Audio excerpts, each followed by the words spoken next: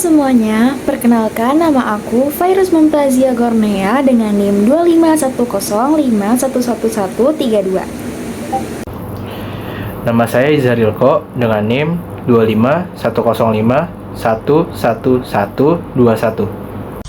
Perkenalkan, nama saya Ahmad Dafa Mayasya dengan NIM 25105111109. Perkenalkan, nama saya Haza Kumara Alabrar dengan NIM 25105111131. Perkenalkan, nama saya Tadarus Perketaran dengan NIM 25105111111. Di sini kami akan memaparkan materi hasil penelitian kami dengan judul Perancangan Sistem Basis Data Terintegrasi untuk Manajemen Penjualan Showroom Mobil Listrik. Teknologi digital sekarang ini dapat mendorong efisiensi di industri otomotif juga loh. Maka dari itu kami mengambil isu tentang showroom mobil listrik yang membutuhkan pengelolaan data terintegrasi. Masalahnya yang sering terjadi ialah adanya lambatnya layanan, kesalahan pencatatan, adanya duplikasi data, dan laporan yang sulit untuk dibuat. Solusinya apa? Solusinya kita dapat membuat sistem basis data yang terintegrasi. Munculnya banyak pertanyaan-pertanyaan yang diakibatkan dari masalah yang terjadi. Contohnya seperti pertanyaan bagaimana sih merancang sistem basis data terintegrasi. Terus juga ada pertanyaan entitas dan atribut apa saja yang dibutuhkan. Bagaimana relasi antar entitas agar konsisten dan bebas anomali. Bagaimana membuat normalisasi sampai 5NF dan bagaimana mengimplementasikannya ke SQL dan retrieve data. Tujuan kami adalah merancang sistem basis data untuk seluruh proses showroom, mengidentifikasi entitas, atribut, dan relasi, menyusun ERD dan model data fisik, membuat normalisasi hingga 5NF, dan mengimplementasikannya ke SQL dan query pendukung. Metode yang kita gunakan adalah yang pertama menganalisis kebutuhan, selanjutnya kita menyusun ERD, membuat normalisasi 1-5NF dan mengimplementasikannya ke SQL.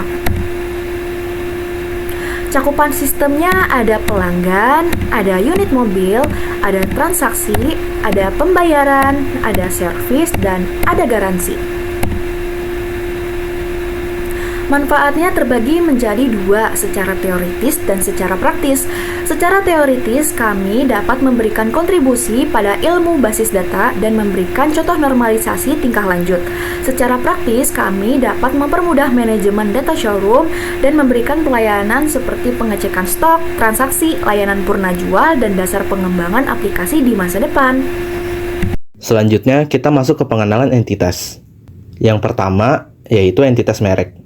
Di suatu showroom pasti memiliki banyak merek mobil. Nah, entitas merek ini berisi atribut yang pertama ID merek sebagai primary key, nama merek, dan negara asal. Yang kedua, ada entitas model. Suatu merek mobil memiliki banyak model mobil. Nah, model mobil ini memiliki atribut yaitu pertama ID model sebagai primary key, ID merek sebagai foreign key, tahun rilis, dan tipe body. Tipe body ini seperti sports atau SUV dan lain-lain.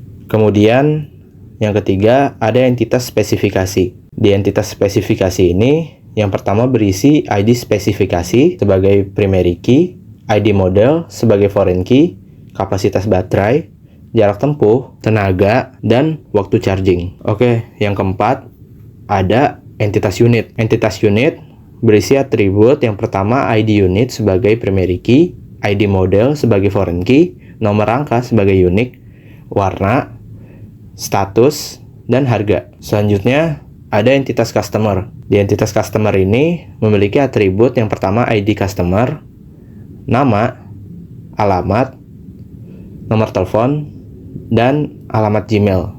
Kemudian ada entitas pegawai.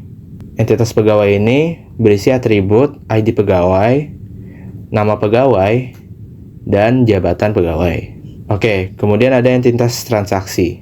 Di entitas transaksi ini atributnya yaitu ID transaksi sebagai primary key, ID customer sebagai foreign key, ID unit sebagai foreign key, dan ID pegawai sebagai foreign key. Kemudian ada tanggal transaksi, metode pembayaran, dan total harga. Oke, selanjutnya kita masuk ke relasi dan kardinalitas. Yang pertama, ada merek dengan model. Merek dengan model memiliki kardinalitas one to many dan memiliki relasi yaitu memiliki. Jadi, satu merek memiliki banyak model. Oke, selanjutnya ada model dengan spesifikasi. Model dengan spesifikasi memiliki kardinalitas one to many dengan relasinya yaitu memiliki. Jadi, satu model memiliki banyak spesifikasi. Kemudian ada model dengan unit. Model dengan unit memiliki kardinalitas one to many dengan relasinya yaitu sebagai. Jadi, satu model sebagai banyak unit. Jadi, model ini sebagai contoh dari unit-unit yang akan diproduksi nantinya dan kemudian dijual kepada customer. Selanjutnya, ada unit dengan transaksi. Unit dengan transaksi memiliki kardinalitas one to one dan relasinya yaitu dibeli. Jadi, satu unit hanya bisa dibeli oleh satu transaksi. Transaksi dengan customer. Hubungan kardinalitas transaksi dengan customer yaitu many to one dan memiliki relasi dilakukan. Jadi, banyak transaksi bisa dilakukan oleh satu customer. Sebagai contoh, suatu perusahaan ingin membeli beberapa mobil untuk kendaraan operasional. Selanjutnya, ada transaksi dengan pegawai. Transaksi dengan pegawai memiliki kardinalitas many to one dan relasinya yaitu dikelola. Jadi, banyak transaksi bisa dikelola oleh satu pegawai saja. Baik, di sini saya akan menjelaskan tentang transformasi array ke basis data fisik dan normalisasi. Pertama, ada tabel merek. Ini adalah tabel induk yang menyimpan identitas pabrik kendaraan. Fungsinya menyimpan data dasar tentang produsen. Isi kuncinya ID underscore merek, yaitu sebagai primary key, sebagai fauna unik, nama merek, dan negara merek untuk negara asal pabriknya. Berikutnya ada tabel model. Tabel ini mengelompokkan kendaraan sesuai merek tertentunya. Fungsinya mendefinisikan tipe kendaraan yang diproduksi oleh suatu merek. Isinya yaitu ID underscore model sebagai primary key, ID underscore merek sebagai foreign key yang berhubungan dengan tabel merek tadi, dengan tabel merek, tone list, dan tipe body sebagai atribut lain. Berikutnya ada tabel spesifikasi. Tabel ini memberikan rincian teknis yang tidak bergantung pada unit fisik, melainkan pada desain model. Fungsinya menyimpan data teknis performa model. Isi kuncinya ada ID underscore spesifikasi dengan sebagai primary key, ID underscore model sebagai foreign key yang menghubungkan ke tabel model, serta nilai-nilai teknis seperti kapasitas, baterai, jarak underscore tempuh, tenaga, dan waktu underscore charging dalam satuan menit. Berikutnya ada tabel unit. Tabel ini adalah inti inventaris yang melacak setiap kendaraan fisik yang akan dijual. Fungsinya mencatat detail unik setiap unit fisik.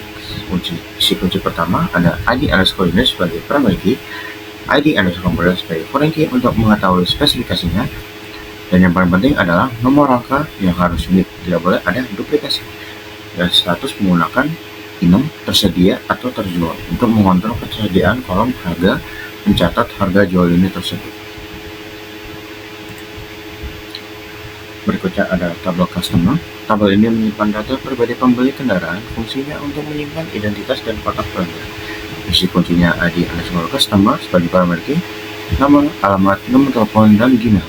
Data ini penting untuk dokumentasi dan komunikasi setelah penjualan. Berikutnya ada tabel pegawai. Tabel ini untuk menyimpan data staf yang bertanggung jawab atas penjualan.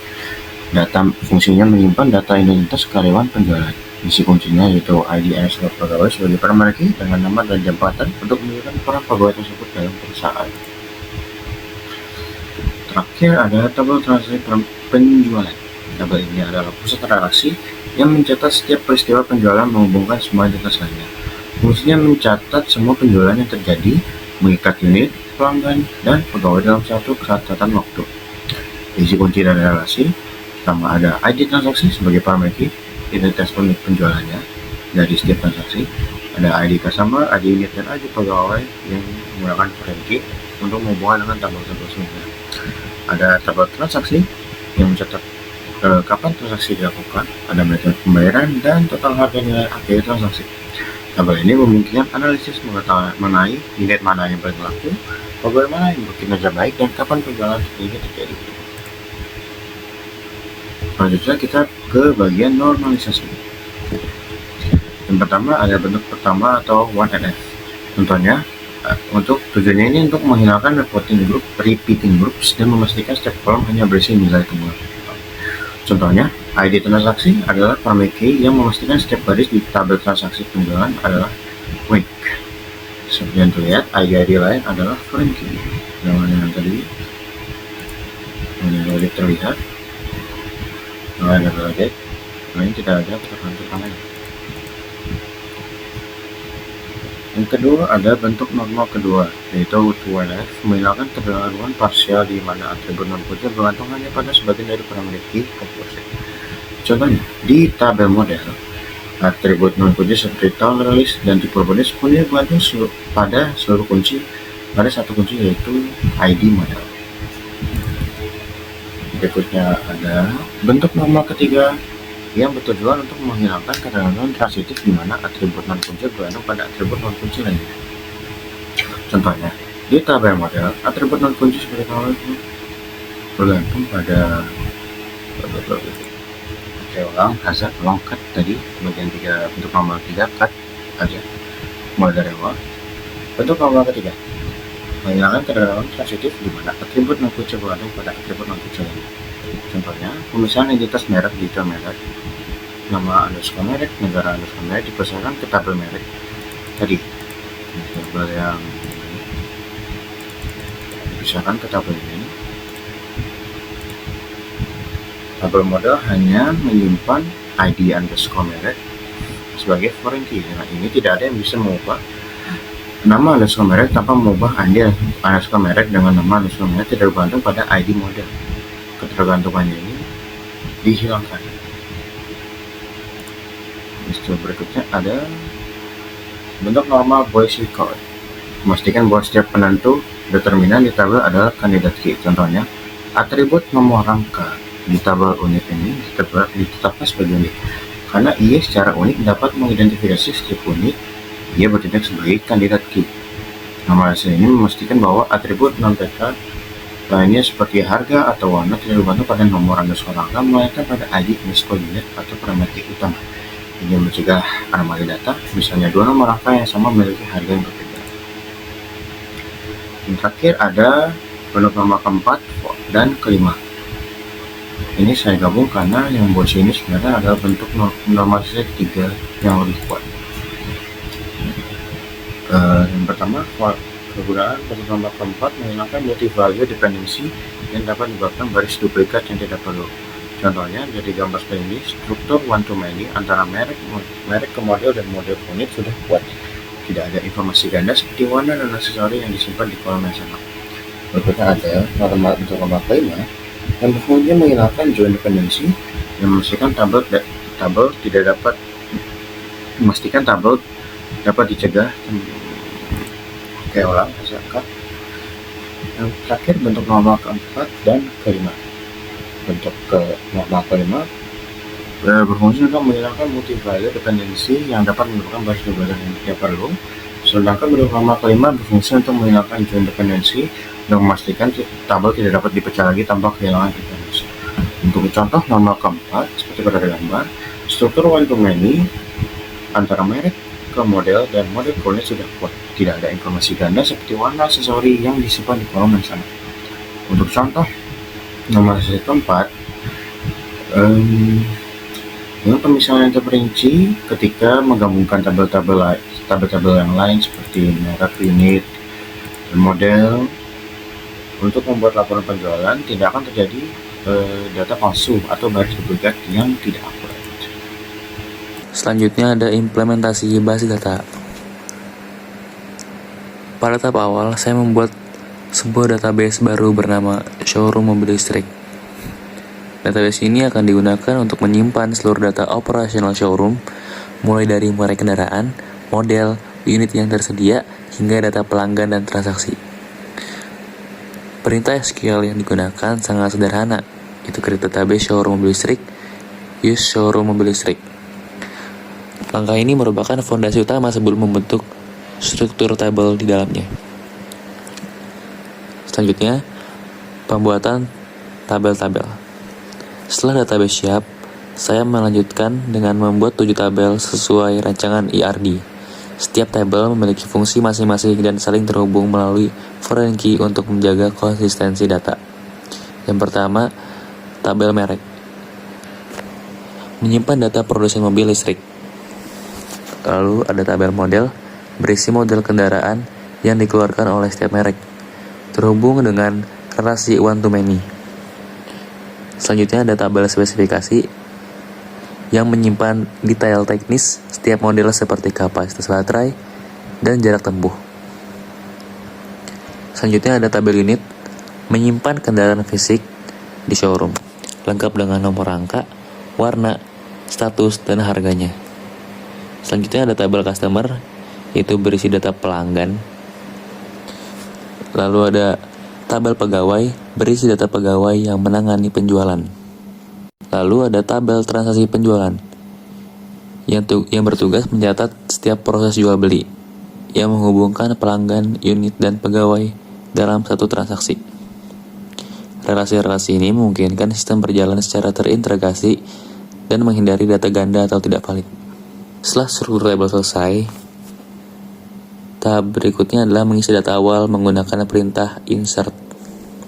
Pertama, saya masukkan data merek mobil listrik dunia nyata seperti Tesla, Hyundai, BYD, dan lainnya. Kemudian saya mengisi tabel model untuk setiap merek, diikuti tabel spesifikasi yang mencatat kapasitas baterai, jarak tempuh, tenaga, dan waktu pengisian. Selanjutnya saya masukkan data ke dalam unit kendaraan dengan VIN yang unik, warna berbeda, dan status awal tersedia. Lalu saya mengisi tabel customer untuk mendapatkan data dari setiap pelanggan yang ingin membeli. Lalu ada tabel pegawai yang diperlukan untuk proses transaksi antara customer dan pegawai. Lalu memasukkan data transaksi penjualan. Pada tahap ini saya mencatat transaksi dengan menghubungkan customer yang membeli, unit yang dibeli, pegawai yang menangani, metode pembayarannya, dan total harga transaksinya. Setelah transaksi tercatat, status unit secara otomatis diperbarui menjadi terjual agar unit tersebut tidak dijual lagi. Nah, yang pertama itu ada menampilkan data dengan N. Berikut adalah query dan outputnya. Tujuannya untuk menampilkan transaksi untuk customer tertentu, misalnya ID customer 1 dan metode pembayaran tunai. Yang kedua itu ada filter dengan OR plus order by. Berikut adalah query dan outputnya. Tujuannya untuk mencari unit yang berwarna putih atau berharga lebih dari 900 juta dan diurutkan berdasarkan harga menurun. Yang ketiga, menampilkan data dengan group by per bulan. Berikut adalah query dan outputnya. Tujuannya untuk menampilkan data penjualan per bulan. Yang keempat, menampilkan data dengan inner join. Berikut adalah query dan outputnya. Tujuannya mengambil detail lengkap sebuah transaksi, menggabungkan semua tabel yang terkait. Yang keempat, menampilkan data menggunakan left join. Berikut adalah query dan outputnya. Tujuannya menampilkan inventory view semua unit dan menampilkan info transaksi atau customer bila unit sudah terjual. Yang kelima, menampilkan data dengan drag join. Berikut adalah query dan outputnya. Tujuannya audit transaksi untuk memastikan setiap transaksi terhubung ke customer. Jika tidak, kolom customer akan nol atau kosong. Yang keenam, menampilkan data dengan full join. Berikut adalah query dan outputnya. Tujuannya untuk mencari unit yang belum punya transaksi dan transaksi yang tanpa unit atau anomali. Yang ketujuh, penggunaan view plus n plus or. Ini adalah query-nya. Ini adalah outputnya.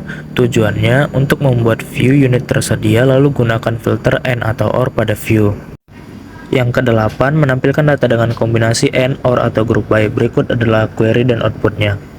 Tujuannya menghitung jumlah unit tersedia per model yang memenuhi kriteria promo, warna putih atau harga lebih dari 700 juta dan status tersedia. Yang kesembilan, menampilkan data menggunakan having. Tujuannya melihat performa tiap pegawai, seperti jumlah transaksi dan total penjualan, dan menampilkan hanya pegawai dengan total penjualan di atas 500 juta. Yang ke-10, menampilkan data dengan group by merek plus OR. Berikut adalah query dan outputnya. Tujuannya untuk tiap merek, hitung jumlah transaksi dan total penjualan per metode pembayaran, seperti tunai, kredit, atau transfer.